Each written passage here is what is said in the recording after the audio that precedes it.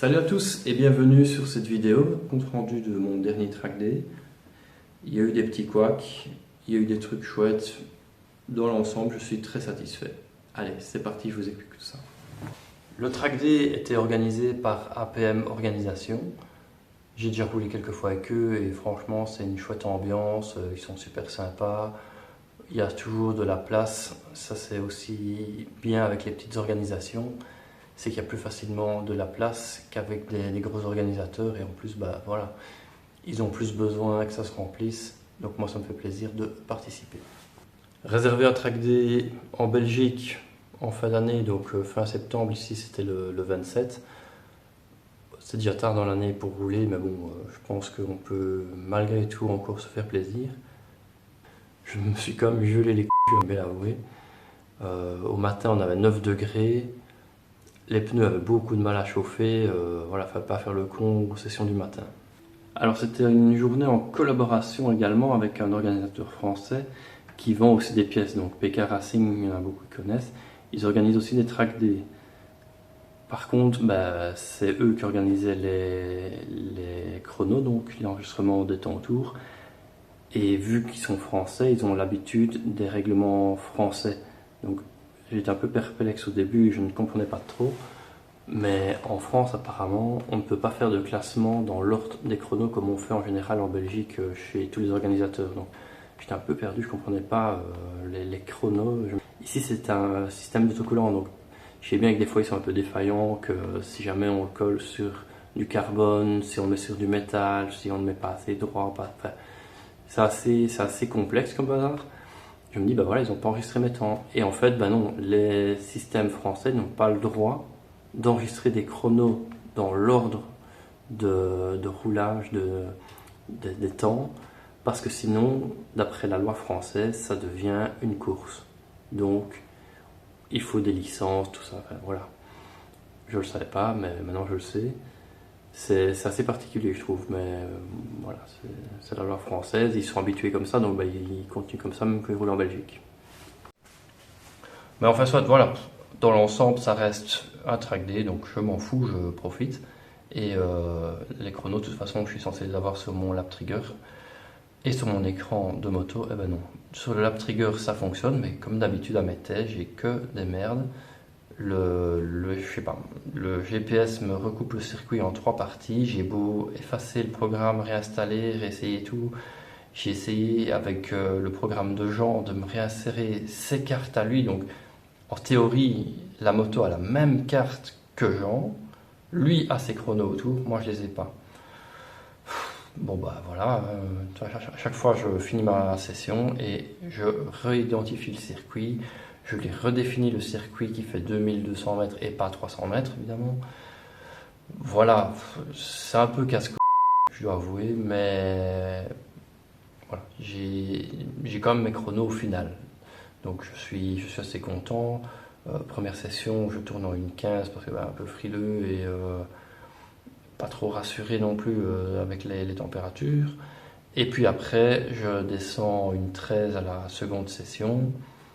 La troisième session, j'ai pas mes chronos, mais d'après l'organisateur, j'étais en 1.13 aussi. Et du coup, j'ai pas mes chronos. Pourquoi? Parce que j'ai oublié de refoutre la clé USB dans le lap trigger et du coup, il n'a rien enregistré. Génial. Soit, donc je continue ma journée comme ça, et au final, je fais assez régulier une 13, donc je suis quand même pas descendu, mais bon, fallait pas espérer grand chose non plus avec des températures pareilles. Je crois qu'au plus chaud, on a eu 13 degrés, donc voilà. J'ai pas eu de pluie, j'ai eu une petite frayeur, je me suis dit, je vais pas faire la dernière session parce que je vais pas monter les jambes pliées pour une session. Mais entre ma 5e et ma 6e, il s'est mis à pleuvoir, la piste était mouillée. Je me suis dit merde, ça fait chier. Et finalement, il y avait tellement de vent, parce que ça aussi, il faisait froid, mais il y avait beaucoup de vent, un vent caillant. Et du coup, j'ai gardé les slicks et j'ai prié et ça a payé parce qu'il faisait sec pour ma session. Donc, on est passé d'une piste mouillée entre 2 sessions à une piste sèche au moment où je roule. Donc, parfait, vraiment parfait. Donc des chronos assez réguliers, franchement, quasi tous les tours j'étais en 1.13, vraiment je prends les mêmes trajectoires, les mêmes points de freinage, je ne change rien. Je me demande si je devrais quand même pas passer en pignon de 16 malgré tout. Peut-être que le pignon de 15 est un peu trop nerveux et que du coup j'arrive pas à ouvrir grand, je me retiens parce qu'elle est vraiment méchante. J'ai fait mes réglages suspension aussi, donc là à ce niveau-là, j'ai regardé un peu avec Jean au matin, j'étais super soft. J'avais fait 6 partout et c'était un peu trop. Donc en durcissant, elle avait un meilleur comportement, elle était plus facile à vivre parce que en étant trop souple, j'avais vraiment l'arrière qui se baladait. Donc je vais vous montrer une petite vidéo. Donc ici, grosse prise de frein, la fourche comprime super fort, ça délaisse l'arrière et alors ça fait un petit coup de raquette et je perds un peu le contrôle. Et donc mon meilleur tour de la journée, j'ai fait en 1:12:50. Voilà, c'est pas la folie, hein, on est d'accord. Mais voilà, pour la saison, je crois que je peux être content. Voilà, j'aurais pas réussi à avoir mon objectif de descendre sous la 10. Ben, voilà, ça sera pour l'année prochaine. Donc j'ai un peu discuté aussi avec Arnaud, donc l'organisateur de la journée, qui m'a un peu donné des petits conseils, des trucs et astuces. Alors j'ai quelques vidéos, mais pas des masses quand même. Pourquoi? Donc, vous aviez suivi un peu, j'espère. J'avais la Hero 11 Mini. Donc, petite caméra sympa, facile d'utilisation, en panne, soit. Je l'échange contre une Hero 12. Voilà, on est quand même sur du top. On va avoir une bonne qualité. Je voulais plus une batterie intégrée. Ça, je vous l'avais déjà dit. Je passe sur une batterie enlevable. Et ben, malgré tout, ça ne va pas. La caméra ne va plus même en direct. Elle est censée fonctionner quand elle est branchée en USB sur le réseau pour fonctionner même sans batterie. Ben, elle n'allait plus. Je ne sais pas, c'est pas possible. Donc, je la mets en garantie, elle passe. Et j'avais dit que j'achèterais la 13 s'ils mettaient le GPS. Ils l'ont mis. Mais entre-temps, j'ai lu des articles qui m'ont un peu tenté vers une 360. Donc l'Insta 360, il y avait aussi la GoPro Air Max, je pense, ça, qui fait 360. Mais voilà, je me suis dit, je vais me laisser convaincre par une caméra dont c'est le credo, voilà, c'est leur truc, c'est les vidéos 360. Parce que un point qui m'intéressait, c'est dans les avis que j'ai vus, c'est qu'il y avait moyen de changer de l'angle de vue. Donc voilà, on se tracasse pas, on pose la caméra et puis en post-production, on choisit l'angle intéressant. Parce que la GoPro, vous avez un angle vraiment droit, linéaire. Vous avez où vous la mettez. Donc vous regardez l'arrière, c'est l'arrière, vous regardez l'avant, c'est l'avant. Et s'il y a un petit truc plus à gauche, vous le loupez. C'est con, mais bon, en général, c'est pas non plus un truc important. Mais voilà, j'avais envie d'avoir un truc comme ça. Je me dis, tiens, ça pourrait être sympa d'avoir cette vue 360. Et si on remarque un truc qui se passe, un gars qui nous fait un intérieur, ou nous qui passons un gars vraiment sympa, voilà, on peut réadapter l'angle de vue, voir une vue linéaire, et puis on pivote. Enfin, je me dis, ça peut être vraiment sympa, et je pense que pour des scènes d'action moto, l'Insta peut faire des miracles. Ça, c'était avant de découvrir que j'étais le plus grand poissard du siècle. Mon Insta360 a déconné dès la première session. C'est pas possible, j'ai une de ces poisses avec ces caméras. Qu'est-ce que c'est que ce bazar? Donc, qu'est-ce qu'il y a eu? La caméra a fonctionné et puis, milieu de session, elle s'est coupée, plus de batterie, batterie non reconnue. Elle est censée tenir quand même 135 minutes une fois qu'elle est chargée à 100%, donc je comprends pas. Donc j'ai galéré, j'ai essayé de démonter la batterie, de frotter, d'essayer de trouver une solution. Rien n'y fait, cette caméra ne voulait plus s'allumer. Donc je me dis, c'est rien, j'ai le 12 volts au guidon que j'avais installé. Je vais me mettre en direct, elle devrait fonctionner. Sauf que là, le voltage, je suis limité, c'est pas non plus un superchargeur. Il aurait fallu du 3 volts ou du 5 volts pour pouvoir espérer avoir une charge rapide, quoi. C'était trop filmé en même temps et chargé, donc c'était pas possible, elle ne supportait pas. Donc voilà, j'ai eu des demi-sessions à chaque fois, je sais pas, je comprends pas. Soit. Donc je me dis, bah, c'est un problème de batterie. Vu qu'il me dit batterie non reconnue, la caméra s'allume, elle fait son cycle, et puis c'est après quelques secondes qu'elle me met caméra, erreur, batterie non reconnue. Donc je me dis, bah voilà, c'est un problème de batterie, j'ai pas de bol. Et je pense que les batteries sont même pas prises en garantie. Je pense que ça fait partie des pièces d'usure. Bon, vous me direz, une pièce d'usure, elle a été utilisée 20 minutes, faut pas déconner, mais soit. Je me dis, je vais essayer de faire un test, de racheter une batterie de remplacement en me disant, bah au pire j'en aurai deux, comme ça c'est pas plus mal. Donc j'ai racheté une batterie, et dès que je l'ai reçue, je l'ai mis dans la caméra, et ça a fait quoi? Batterie non reconnue. Ok, c'est la caméra qui est en rade. Donc bah, elle est partie en garantie, on verra bien ce que ça donnera. Mais bon, là on se perd, je suis de nouveau en train de partir dans un autre sujet. On parlait des track day. Donc on va revenir au vif du sujet. La moto, bah, il y a beaucoup de gens qui m'ont dit qu'elle était sympa comme ça en jaune. C'est vrai qu'elle me plaît bien. Alors, le pneu,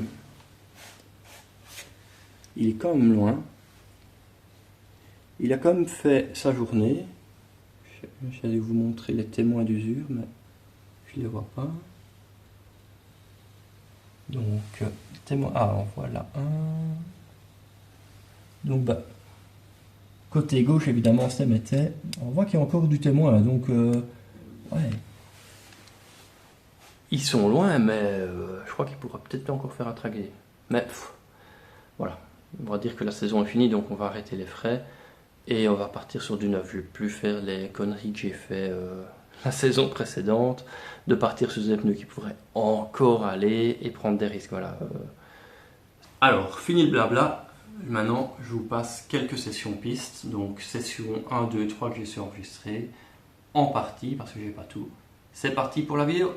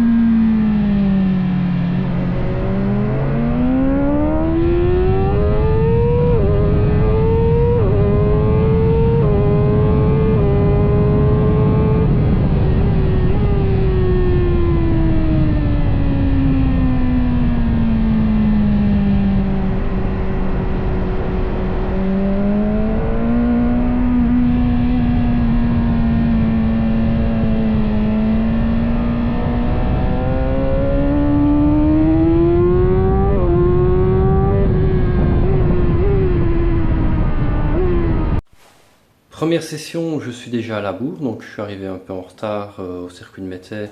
Donc tout s'est bousculé, inscription, contrôle technique, tout ça. Trouver une place, c'était un peu galère parce que je pensais qu'il y aurait de la place à mort et au final, c'était quand même assez complet. Donc résultat des courses, je me retrouve une place finalement pas trop mal. Donc je dois avouer que je m'en sors pas mal. Mais le seul souci, c'est que je suis un peu short pour mettre mes couvertures. Les pneus sont pas encore tout à fait chauds, j'attends, j'ai pas envie de louper la première session, c'est clair. Mais avec les pneus froids, voilà, j'ai déjà donné, merci, merci mais non merci. Donc, première session, je la commence un peu en retard et je démarre à mi-session. Voilà, donc c'est pour ça qu'on n'a que 10 minutes de vidéo de cette première session, en plus du bug de caméra.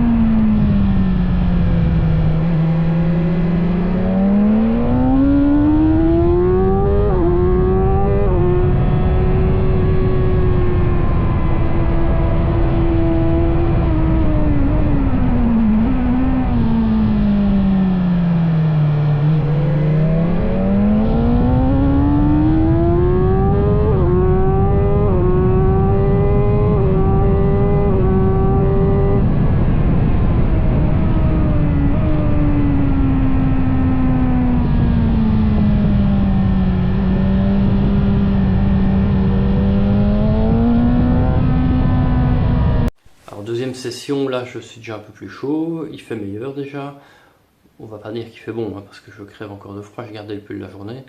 Mais voilà, ici le soleil fait du bien quand même, les petits rayons de soleil, ça chauffe quand même malgré tout. C'est agréable. Et on se sent mieux sur la moto aussi. Bon, j'ai toujours pas réglé ma suspension à ce moment-là de la journée. Je suis toujours réglé super soft. Donc voilà, c'est un peu la galère, on va dire.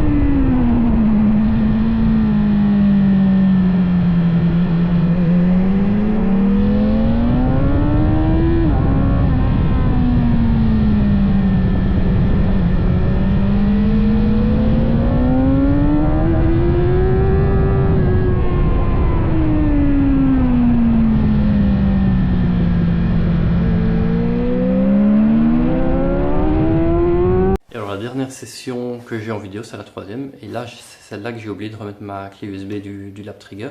Donc j'ai aucune info GPS. Enfin, je m'en fous à la limite. Mais voilà, c'est la dernière session où je prends le temps de me faire chier avec la GoPro. J'ai comme pas des sessions complètes, donc voilà, après ça j'aurais arrêté de me battre avec. Et voilà, donc dernière session vidéo. Voilà, session 4 et 5, ça se passe assez bien. Des bonnes sensations. J'essaye de suivre Arnaud Mulders, mais c'est mort de chez mort, j'arrive pas à le suivre. Peut-être un pignon à poil trop court, donc je suis en -2 dans l'avant, donc c'est quand même assez sec. Faudrait peut-être que j'essaye de repasser en 16. Je pense que j'ai l'impression d'être dans des trous de puissance, mais que c'est plus facilement gérable, voilà. Donc c'est des fois des drôles de sensations aussi qu'on a, c'est de se dire la moto va pas et en fait elle va mieux, elle est moins violente, mais plus facilement gérable. Donc on ouvre plus tôt. C'est sûr, elle gueule pas, mais voilà, les chronos sont meilleurs. Et dernière session, bah voilà, je suis occupé à discuter dans les paddocks. Je discute avec Arnaud qui m'a donné un bon conseil pour le premier virage, donc le premier enchaînement de triple gauche. Donc il m'a donné un peu son astuce, son truc à essayer. J'ai essayé de le faire, mais voilà, fin de journée, trop crevé. Et en plus, comme je discutais avec lui dans les box, bah, je me rends pas compte que c'est déjà ma session. Je me disais, oh bah je commence à 17h, mais non, c'était 16h40 pour les rouges, donc bah, je m'en rends compte qu'il est 16h50. Je veux vite enlever les couvertures, s'habiller et foncer pour la dernière session. Bon, j'aurais tourné 3-4 tours. J'ai essayé son virage comme il me disait, et c'est vrai que cet enchaînement passe bien comme ça. Donc moi j'avais tendance à garder les freins, donc je freinais assez fort et sec, tard. Mais ici, il me conseille de freiner un poil plus tôt et de relâcher très vite les freins. Donc le fait de relâcher super vite les freins fait qu'on passe avec une plus grande vitesse dans l'enchaînement. Donc c'est sûr, ça ne met pas en confiance. Au départ, je dois avouer, j'étais un peu mal. Mais comme il me disait, au pire, bah voilà, tu t'essayes. Tu mets de l'angle et tu essayes de passer. Et voilà, c'est comme ça que ça marche. Ce qu'il m'a dit aussi, c'est qu'en suivant certaines motos, il voyait que voilà, c'est en suivant d'autres pilotes, si ça passe pour eux, ça passe pour moi. Et ben voilà, j'ai essayé, c'est vrai que ça passait mieux. Faudrait que je vois au lap trigger s'ils enregistraient les données. J'essaierai de regarder à ça. Et peut-être que j'ai plus de vitesse et donc moins de temps perdu. Alors merci d'avoir suivi cette vidéo. N'hésitez pas à vous abonner pour ceux qui ne le sont pas encore. Donc bah, je ne pense pas que je roulerai encore, mais je vous dis à bientôt sur circuit. Et n'hésitez pas à venir faire coucou si vous me voyez dans les paddocks. Ciao!